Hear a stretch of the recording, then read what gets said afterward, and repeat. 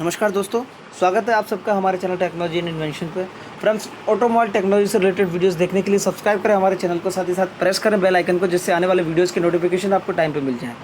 तो friends, basically आज का जो वीडियो है हमारा काफ़ी इंटरेस्टिंग वीडियो बनने वाला है, क्योंकि हमने आज का वीडियो का जो टॉपिक है वो टॉपिक रखा है कि देखिए, अभी हमने अपना previous experience and this video totally based on my previous experience. मैं पिछले 10 साल से और मैं कहूँ 8 साढ़े 8 साल से मैंने एक ऑथराइज डीलरशिप पे काम किया। तो मैं एक आपको अपना एक व्यू बताना चाहता हूँ कि जो हमने फील किया है विद द कस्टमर, जो हमारे पास आते हैं कि बाहर उन्होंने काम कराया, बाहर काम कराना और अंदर डीलरशिप यानी कि ऑथराइज सर्विस स्टेशन पर काम कराने में क्या डिफरेंस है। तो टोटली आज का वीडियो इसी टॉपिक पर रहने वाला, और ये वीडियोस उन ओनर्स के लिए बहुत यूज़फुल होने वाला है जो सिंगल व्हीकल ओनर्स और ज़्यादा लंबी फ्लीट उनके पास नहीं है। ठीक है, उससे क्या होगा कि वो दोनों मैं सेफ्टी पॉइंट ऑफ व्यू उन्हीं का रखूँगा कि वो दोनों चीज़ें डिसाइड कर पाएंगे कि कौन सा काम मुझे वर्कशॉप में करा लेना चाहिए, आउटर वर्कशॉप में कौन सा मुझे ऑथराइज डीलर से ही कराना है। और मैं आपको एक अच्छा एग्जांपल भी दूंगा। तो सबसे पहले स्टार्ट करते हैं ऑथराइज सर्विस सेंटर का। देखिए, ऑथराइज सर्विस सेंटर और लोकल वर्कशॉप दोनों में डिफरेंस एक बहुत बड़ा ये है। सबसे पहले आपको ये समझना होगा, सबसे पहला डिफरेंस ये है कि जब भी आप अपनी गाड़ी ऑथराइज वर्कशॉप पर लेके जाएंगे तो जितना वहाँ क्लीननेस है, जितना अच्छा आपको सुविधा दी जाएगी, वो सारा चार्ज आप पे करेंगे। ठीक है, ये चीज़ आप समझिए। जो वहाँ स्टाफ उन्होंने अच्छा रखा हुआ है, ठीक है, वेल स्किल्ड पीपल हैं, तो वो आपको एक्स्ट्रा पे करना पड़ता है। और यही रिज़ल्ट होता है कि जब आप आउटसाइड में काम कराने जाते हैं आपको कम पे करना पड़ता है, क्योंकि वो खुद ज़्यादा पे नहीं कर रहा है, उसके दुकान के चार्जेस कम है, उसने टेक्नीशियन जो रखे हुए उनको वो 4-4, 6-6 हज़ार रुपये सैलरी दे रहा है। ठीक है, सबसे बड़ी बात। दूसरी बात क्या होती है, देखिए, कुछ काम कॉमन ऐसे होते हैं। देखिए, अभी मुझे अपनी हेडलाइट का ट्यूब चेंज कराना है, अपनी हेडलाइट का ट्यूब चेंज कराना है। मुझे पता है कि मेरी गाड़ी में 65, 60, 55 वाट का जो भी हेडलाइट ट्यूब लगता है, ओरिजिनल हेडलाइट ट्यूब हेला का लेके बाहर से मैं किसी भी लोकल मैकेनिक से डलवा सकता हूँ, मुझे कोई आपत्ति नहीं आएगी। ठीक है, मुझे अपनी गाड़ी का इंजन ऑयल चेंज कराना है। जब मेरी गाड़ी आउट ऑफ वारंटी रेंज को, मतलब जो अंडर वारंटी रेंज है, जब तक कंपनी बोलती है कि मैं 2 साल तक वारंटी देती हूँ, जैसे मैं बात कर लेता हूँ एसएमएल की ही गाड़ी की, तो कंपनी कहती है कि मैं 2 साल की वारंटी दूंगा। तो वो 2 साल वारंटी देने के पर्पज़ क्या है कि वो 2 साल कवर जब तक करेगा जब तक आप रेगुलरली, यानी कि जो सर्विस इंटरवल है उनका हर 6 महीने बाद, वो आप 2 साल तक कराते रहेंगे। तो मैं ये नहीं कहता कि उस सर्विस इंटरवल को आप कहीं बाहर लोकल मैकेनिक से जाके दिखवाइए। ठीक है, वो सर्विस इंटरवल आप वहाँ करवाइए, क्योंकि आपने इंजन की वारंटी उनसे लेनी है। ठीक है, सबसे बड़ी बात। उसके बाद क्या होगा, आप, ठीक है, आप अपना, अगर आपके पास 4 से 5 गाड़ियाँ, अपना कोई लोकल मैकेनिक रखिए, उससे अच्छा काम कराइए, सर्विस से, अपना कंपनी से सामान उठाइए, आप लेबर चार्जेस आपने सेव कर पाएंगे और आप अपना काम बाहर से कराइए।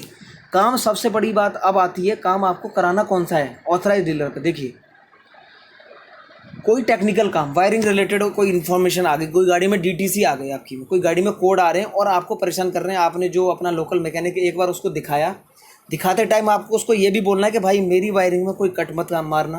ठीक है, अगर आपको समझ में आ रहा है, अगर आपको समझ में आ रहा है कि ये पार्ट ख़राब है और ये पार्ट चेंज करके देखना है, तो कर दीजिए। कोई जुगाड़ नहीं करना मेरी गाड़ी में। कोई जुगाड़ का मतलब यहाँ से तार काट के यहाँ मत लगाइए, यहाँ से तार काट के यहाँ जुगाड़ मत कीजिए। ठीक है, एक बार आपने बाहर दिखा लिया, उसके बाद जाइए आप ऑथराइज डीलर पे। देखिए, वहाँ जाने के क्या फ़ायदे हैं। सबसे पहला फ़ायदा, जो बंदा आपकी गाड़ी चेक करने आ रहा है वो दिन में आपकी जैसी गाड़ी, आपकी जैसी गाड़ी में प्रॉब्लम है, वैसे ही 10 कंसर्न अटेंड करता है। तो उसका जो एक्सपीरियंस स्किल है वो अच्छा है, इसीलिए वो अच्छा सैलरी ले रहा है कंपनी से, पहली बात। दूसरी बात, टाइम टू टाइम इन बंदों को टाइम टू टाइम ट्रेनिंग दी जाती है। जैसे महिंद्रा का बंदा है तो महिंद्रा वाले ट्रेनिंग अरेंज कराते हैं, एसएमएल का बंदा तो एसएमएल वाले ट्रेनिंग अरेंज कराते हैं। तो उससे क्या फ़ायदा होता है कि इनको प्रोडक्ट की डीपली नॉलेज होती है कि अगर ये कंप्लेंट आ रही तो मैं इसकी जड़ तक जाऊँ। ऐसा नहीं है कि पार्ट की कंप्लेंट थी, कुछ टाइम के लिए अब मैंने पार्ट चेंज किया, कुछ टाइम के लिए सही चला, फिर से वही कंप्लेंट दोबारा आ गई, क्योंकि कंप्लेंट पार्ट में थी नहीं, कंप्लेंट थी मेरी वायरिंग से रिलेटेड। तो ये बंदा जो आपका ऑथराइज डीलरशिप पर काम करेगा, टेक्निकल काम करने में ज़्यादा सक्षम है in comparison to the person who is working outside. ठीक है, तो कोई भी टेक्निकल काम, आपका सेंसर्स हो गए, देखिए सीधा अब आप बात आ जाइए, जितनी गाड़ी हाईटेक हो रही है, टेक्नोलॉजी बढ़ रही है, उसके साथ साथ गाड़ियाँ आपकी हाईटेक होती जा रही हैं, जो कि स्किल्ड मैकेनिक, स्किल्ड टेक्नीशियन के अलावा उनके पास, देखिए क्या होता है, स्पेशल टूल भी होते हैं, कुछ स्कैन टूल, स्कैनर होता है, जो आपको आउटसाइड मैकेनिक नहीं रखेंगे। ठीक है, स्कैनर के बाद उनके पास सबसे अच्छी बात, देखिए सबसे अच्छी बात क्या होती है, जब टेक्निकल काम, उनके पास डायरेक्ट लिंक होते हैं। कोई बॉस का प्रोडक्ट में प्रॉब्लम आ गई, कॉमन रेल हो गई, आपका रेल सेंसर हो गया, या बॉस का ईटीबी ही मान लीजिए, तो उनका डायरेक्ट कॉन्टैक्ट उस सप्लायर से भी है। जैसे अगर बॉस की ईटीबी आपको एसएमएल या महिंद्रा की गाड़ी में देखें तो एडवांटेज सप्लाई करता है, और उनको पास ब्रीफ इन्फॉर्मेशन है उस पार्ट की कि इस पार्ट में ये दिक्कत आ सकती है नहीं आ सकती, ठीक है, पहली बात। दूसरी बात, उनके पास बॉस का भी सपोर्ट होता है, उनके पास डायरेक्ट कॉन्टैक्ट भी होते हैं कि वो डायरेक्ट कॉन्टैक्ट करके कि सर ये पार्ट में प्रॉब्लम है कि नहीं है और ये पार्ट में दिक्कत आ रही, तो वो उस तरीके से हो सकता है। अगर यही काम आपने टेक्निकली बाहर लोकल मैकेनिक को दिखाया है तो उनके पास इतने ये मैं नहीं कहता कि वो अच्छे स्किल्ड नहीं है, बाहर भी अच्छे स्किल्ड पर्सन बैठे हुए हैं, लेकिन उनके पास सोर्सेज की कमी है। सोर्सेज मीन्स उनके अच्छे कंपनी से, यानी कि वो बॉस में किसी से बात नहीं कर सकते। मान लीजिए कोई सीएनजी गाड़ी आपकी अटेंड होनी है तो एडवांटेज आउटसाइड को सपोर्ट नहीं करेगा। एडवांटेज एक समझिए कि सीएनजी सिस्टम जो भी है कैलिब्रेशन से रिलेटेड पूरा एडवांटेज डील कर रहा है, ठीक है, सीएनजी गाड़ियों में। तो वहाँ जहाँ डीलरशिप पे जो एडवांटेज सर्विस देगा वो आउटसाइड पर्सन को नहीं देगा। सबसे बड़ा इंपॉर्टेंट पॉइंट ये समझ लीजिए, ठीक है। तो मैं यही कहना चाहूँगा आपसे। इसके बाद हमारा मेन पॉइंट आ जाता है, देखिए ये तो हो गया कि क्यों कराना। अब देखिए दूसरी चीज़, आप देखिए कि जब भी आप गाड़ी डीलरशिप ऑथराइज डीलर पे लेके जाएंगे तो सबसे बड़ा फ़ायदा जो मैंने खुद फील किया है, आप गाड़ी लेके गए थे मिसिंग की वजह से, ठीक है, मिसिंग की वजह से उसने क्या किया, आपकी गाड़ी में प्लग खोला। अब प्लग के लिए उसके पास एग्जैक्ट टूल ही नहीं था जो स्पार्क प्लग लगना है, या मतलब मैं प्लग की ही बात नहीं करूँ, कोई स्पेशल बोल्ट खोलना है तो जो एग्जैक्ट टूल लगना चाहिए उसको खोलने के लिए वो उसके पास नहीं था। उसने किसी दूसरे टूल से उसको खोलने के जुगाड़ करने की कोशिश करी। आउटसाइड मैकेनिक है, उसने खोला कि मैं खोलूँगा तो मेरा पैसा बनेगा, और उसने उसको खोलने के चक्कर में कोई आपका और पार्ट डैमेज कर दिया। तो हमेशा अगर आप बाहर में भी काम करा रहे हैं तो ऐसे मैकेनिक से कराइए जो उसने अच्छा सिस्टम बनाया हुआ हो, अपना अच्छे पार्ट रखे हुए हों, मतलब जो स्पेयर पार्ट यानी कि जो टूल यूज़ कर रहा है प्रॉपर टूल यूज़ कर रहा है खोलने के लिए कि नहीं कर रहा है, ठीक है। क्योंकि हम पता चले कराने कुछ गए थे और गाड़ी में प्रॉब्लम कुछ और करा के आ गए, ठीक है।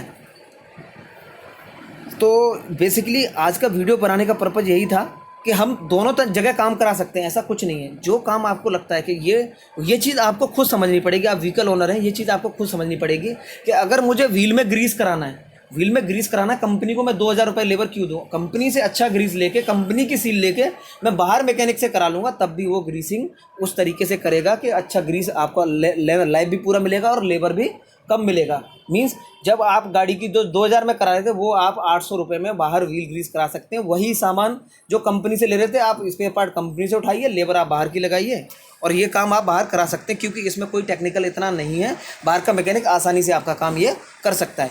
लेकिन मैं फिर भी आपसे एक बार रिक्वेस्ट करूँगा, ये मेरा लास्ट रिक्वेस्ट यही रहेगा कि कभी भी आपको कोई टेक्निकल काम, वायरिंग सेंसर, ठीक है, वायरिंग सेंसर ECM या इससे रिलेटेड कोई भी गाड़ी में प्रॉब्लम है एरर कोड से रिलेटेड, तो गाड़ी एक बार अगर आपने बाहर चेक करा लिया सॉल्यूशन नहीं मिल रहा तो ज़रूर गाड़ी आप ऑथराइज सर्विस सेंटर पे जहाँ से आपने गाड़ी ली थी या किसी भी नियरेस्ट ऑथराइज सर्विस सेंटर से कांटेक्ट जरूर करें। ये नहीं है कि बाहर से आपने गाड़ी को ज़्यादा दिखवा लिया, 3 बार 4 बार उसने यहाँ से वायर काटी वहाँ लगा दी, तो ये चीज़ें आपको इतना नुकसान देगी कि अगर गाड़ी की वायरिंग चेंज करनी पड़ गई तो एक वायरिंग 30-30 हज़ार रुपये की, ठीक है। तो मेरा बेसिक कंसर्न यही था आज का वीडियो बनाने का कि मैं व्हीकल ओनर्स को ये सचेत कर पाऊँ कि हमें कौन सा काम किस तरीके से कराना चाहिए, ठीक है। जो हमारे बहुत अच्छे फ्लीट ओनर्स होते हैं उनको बहुत अच्छी बेसिक नॉलेज होती है, ऐसा कुछ नहीं है कि मेरा मोटिव कुछ ये था वीडियो बनाने का कि मैं उनको ये ज़बरदस्ती का ज्ञान दे रहा हूँ, ठीक है। ये उनके लिए यूज़फुल रहेगा जो बंदे, जो हमारे भाई नए व्हीकल ओनर बने हैं जिनके पास 2-4 गाड़ियाँ हैं, तो वो किस तरीके से सेलेक्ट करें कि मुझे काम कौन सा कहाँ कराना है, ठीक है। तो basically thank you friends, thank you video देखने के लिए, सपोर्ट करते रहिए, keep subscribing my channel, thank you very much friends.